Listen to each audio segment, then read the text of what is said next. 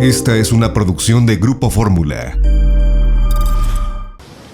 Lourdes, ayer se dieron dos hechos casi en simultáneo muy simbólicos, muy relevantes para el asunto de la acusación que se ha hecho contra 31 ex funcionarios de CONACYT, académicos, científicos, investigadores. Esta acusación por supuesto mal manejo de dinero público, que además la Fiscalía General de la República configuró como un hecho de lavado de dinero y asociación delictuosa.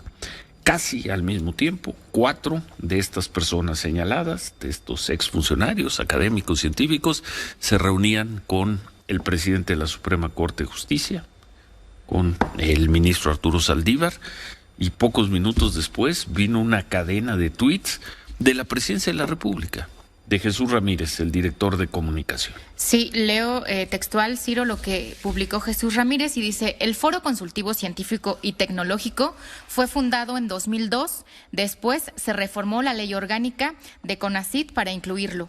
Durante 16 años recibió 571 millones de pesos, pero solo 100 millones de pesos los utilizó para proyectos de ciencia y tecnología, lo demás lo usó en gastos operativos. Y de ahí se desprenden más tweets sobre este tema.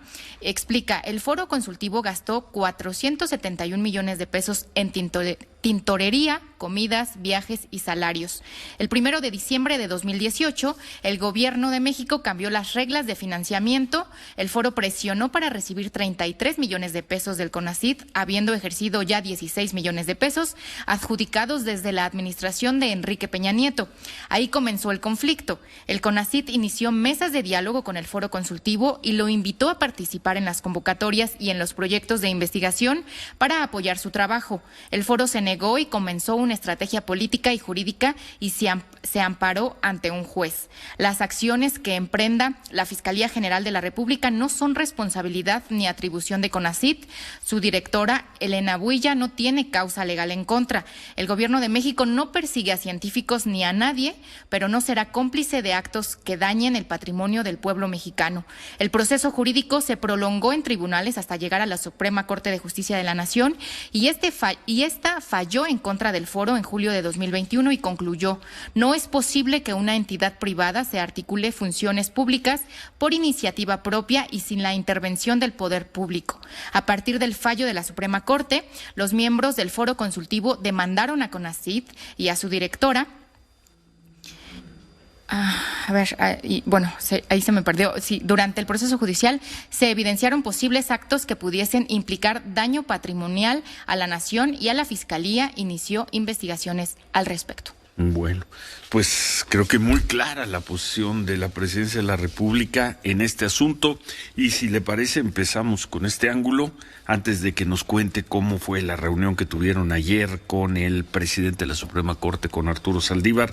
Doctor Rodrigo Roque, exfuncionario del CONACYT y muchas cosas más, lo dejamos hoy como exfuncionario del CONACYT. Muy dura la Presidencia de la República, porque es Jesús Ramírez diciendo la mayor parte del dinero, 1 de cada 6 pesos, más o menos, que tuvo este foro consultivo del CONACYT, no lo usaron en ciencia y tecnología, solo usaban 1 de cada 6 pesos en ciencia y tecnología. Lo demás, quién sabe qué hacían con ese dinero. Durísimo. Ayer, Presidencia de la República. Buen día. Buen día, doctor Rodrigo Roque. Muchas gracias, Ciro, por recibirme. Gracias a ustedes, al auditorio, por tener la oportunidad de tener una voz, pienso que objetiva, porque tampoco voy a entrar en polémicas gratuitas, voy a hablar conforme a la ley, conforme a lo que dice el derecho. En primer lugar, decir que cuando nosotros entramos al CONACYT, el foro se había constituido 12 años antes. No es nuestra responsabilidad su constitución. Cuando entramos a CONACYT, la ley sí preveía que se financiaba el foro y su operación. Y el marco jurídico también obligaba a que este recipiente de esta función consultiva iba a ser una asociación civil.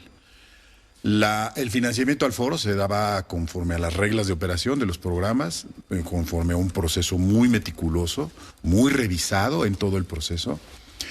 Y en cuanto a los resultados del foro y la forma en que este recurso se gastó, totalmente falso lo que se afirma. ¿Es falso? Sí, en la página del Foro Consultivo Científico y Tecnológico, ahí están los resultados en términos de los proyectos que se elaboraron, cómo se ejercía el gasto y ese gasto cómo se destinaba. De tal modo que esta acusación, esa proporción, no es correcta. Lo segundo que yo quisiera resaltar es que aquí hay un debate, Ciro, que es muy importante. El Foro Consultivo Científico y Tecnológico está concebido como un órgano crítico de la administración pública.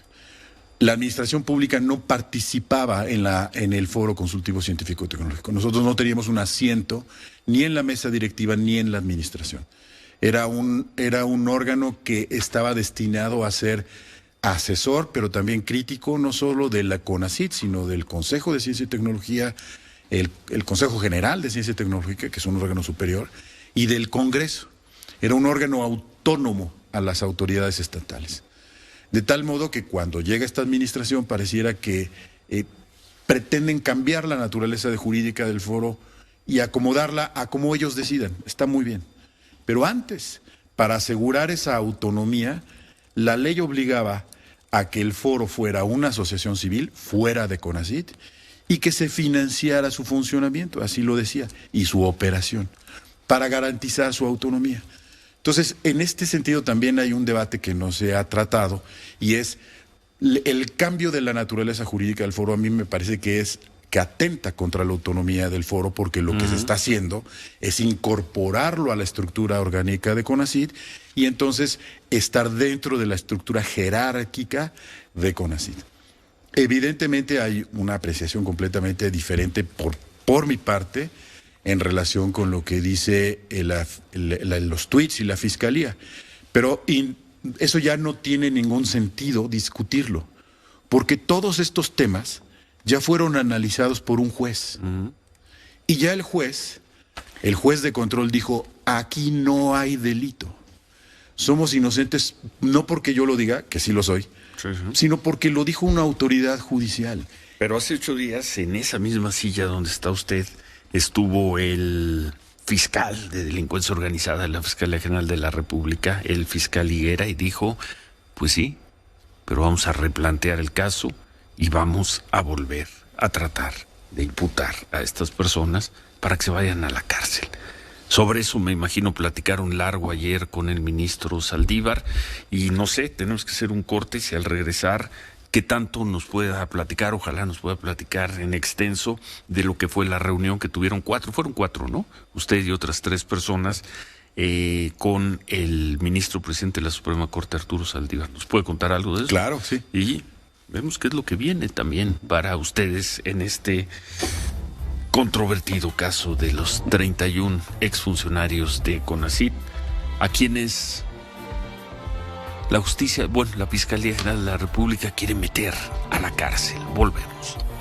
Seguimos conversando 9:24 con el doctor Rodrigo Roque, exfuncionario del CONACYT y una de las 31 personas por lo pronto señaladas, porque no están imputadas, señaladas por la Fiscalía General de la República como supuestos responsables de mal manejo de dinero público en su beneficio y en quién sabe qué cosas, y que además manejaron ese dinero, lo lavaron y lo hicieron de una manera orquestada, lo cual presumiría delincuencia organizada. Tienen en este momento, están en absoluta libertad, no tienen un solo señalamiento. Bueno, señalamiento sí, pero un juez ha dicho no hay nada de qué perseguirlos, nada. Aunque aquí hace 8 días, el jueves de la semana pasada, el fiscal de la Fiscalía General de la República, el fiscal de delincuencia organizada, Alfredo Higuera, dijo vamos a replantear el caso porque sí hay elementos para meter a estas 31 personas a la cárcel.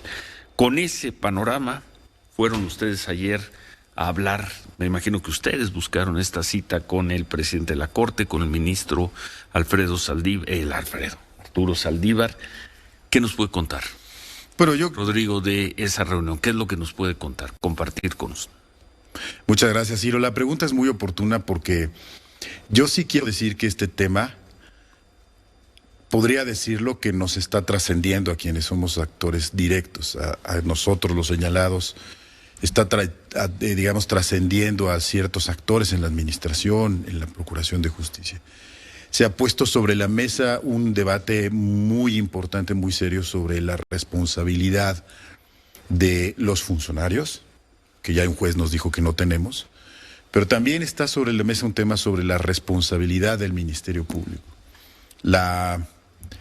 Los códigos, las leyes. El Ministerio Público que los acusó y que ya dijeron que los van a volver a acusar.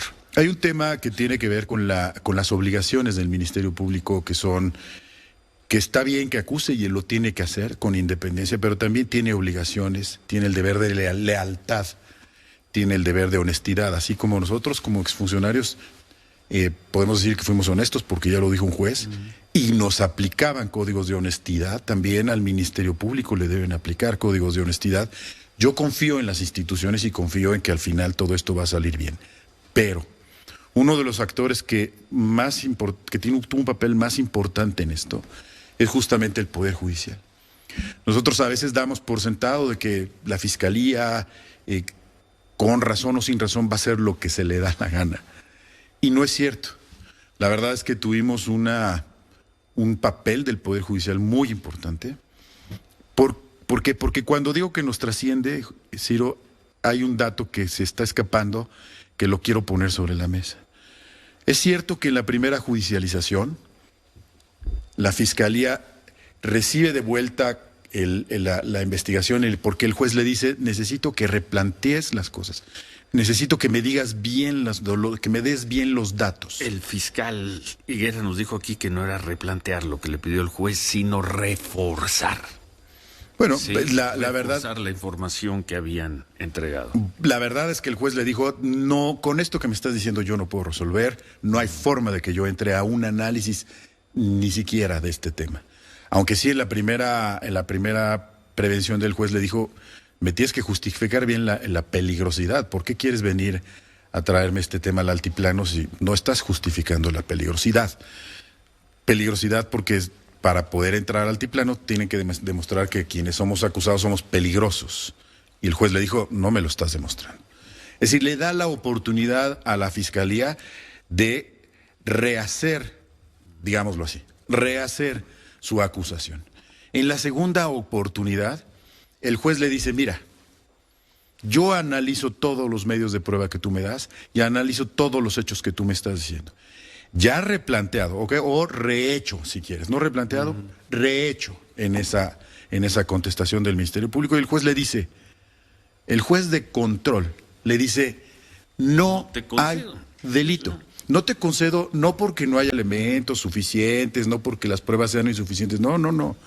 El juez de control entra al fondo y dice, no hay delito.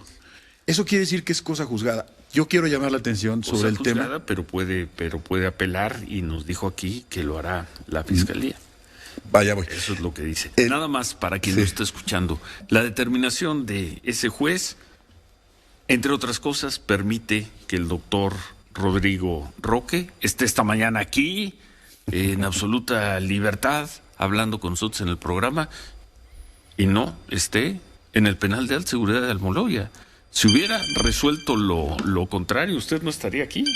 De hecho, por eso estoy llamando la atención sobre el papel de los jueces. El ministro cuando nos recibe, regresando a ese tema, el ministro cuando nos recibe nos da la seguridad de que el Poder Judicial va a actuar de manera objetiva, o sea, imparcial, que va a resolver conforme a derecho y de que va a resolver de manera independiente, es decir, de que no va a recibir el Poder Judicial presiones de nadie para resolver de una manera u otra. Eso quiere decir que el Poder Judicial en esta ocasión resuelve conforme a su función, pero digamos, a veces lo damos por sentado, pero no debe ser así. El Poder Judicial tiene también que enfrentar ciertas circunstancias con valentía y lo que nos asegura el ministro Saldívar ayer que nos recibe de manera muy amable, muy cordial, es que el Poder Judicial va a seguir actuando en este asunto de manera imparcial y de manera independiente, sin recibir presiones. Nos contó que el ministro nos contó que al Poder Judicial él procura arropar a sus jueces para que las decisiones las tomen de manera independiente. Entonces nosotros fuimos, le pedimos al ministro presidente, éramos 4 y un servidor. 5. Íbamos 5, todos doctores, todos con posgrado, todos doctores, toda gente que para nada tenemos que ver con la delincuencia organizada. Y fuimos a agradecerle y reconocerle que el Poder Judicial actuó de manera responsable e independiente. La verdad es que uno de los grandes, en este debate que se está dando, uno de los grandes resultados positivos es que sí es cierto que tenemos un Poder Judicial que resuelve conforme a derecho y de manera independiente. Pero es un Poder Judicial que de nueva cuenta, según nos dijo, y no ha dicho lo contrario, según nos dijo hace 8 días aquí el fiscal Higuera, va a ser otra vez no sometido, va a tener de nueva cuenta que resolver sobre el mismo caso. Si es que en efecto la Fiscalía General de la República replantea la acusación y la vuelve a presentar ante un juez. Pero ahí es un tema técnico legal. Los hechos señalados en la denuncia, relacionados con las pruebas, que incluyen los supuestos gastos excesivos y todo eso lo analizó el juez de control y dijo no hay delito. Sí.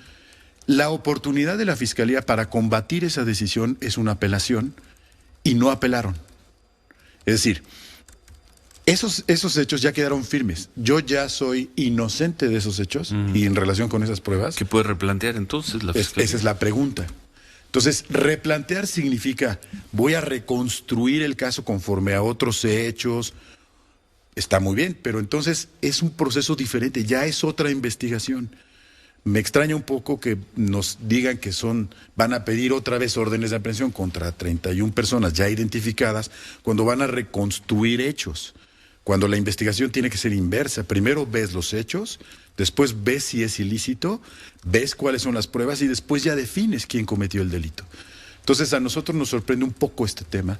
Yo sí quiero decir que en todo momento, después de que me fueron a ver a mi casa hace 3 meses para corroborar mi domicilio, yo solicité acceso a la carpeta varias veces, porque yo no tengo nada que temer. Nos lo dijo cuando hablamos con usted la semana pasada. Yo no tengo nada que temer. Yo quise enfrentar la investigación. Yo tengo un derecho humano para que me den la oportunidad de una defensa legítima y adecuada. Y no me dieron el acceso. Lo siguiente que me enteré fue que querían que esa defensa la ejerciera yo en un penal de alta seguridad. Entonces, yo creo que al final las instituciones van a terminar funcionando. No estoy diciendo otra cosa más que creo que esto nos tiene que dar la oportunidad de reordenar nuestro sistema de justicia y tanto de procuración como de administración, de tal modo que pues seamos todos, que todos ganemos. A nosotros, por ejemplo, a mí me interesa que se acabe la corrupción. Claro, yo estoy a favor de que se acabe la corrupción. Me interesa muchísimo que haya una fiscalía fuerte, poderosa, autónoma, que funcione conforme a estos principios y estas obligaciones. A mí me interesa, yo estoy a favor de eso. Este caso, entonces, siento que ya está superado porque ya hay un juez que dijo que soy inocente, pero entonces la discusión ya tenemos que enfocarla en otras cosas.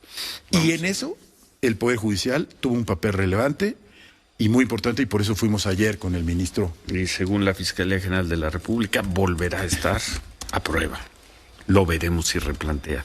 Pues de nueva cuenta, muchas gracias, Rodrigo. Muchas gracias. Y muchas gracias por la claridad de la exposición. Al de contrario, las palabras. al contrario. Mantenemos la comunicación. ¿Cómo no? Con todo y vamos gusto. a ver si el replanteamiento de la Fiscalía General de la República, como nos lo dijeron aquí, se convierte en una nueva acusación.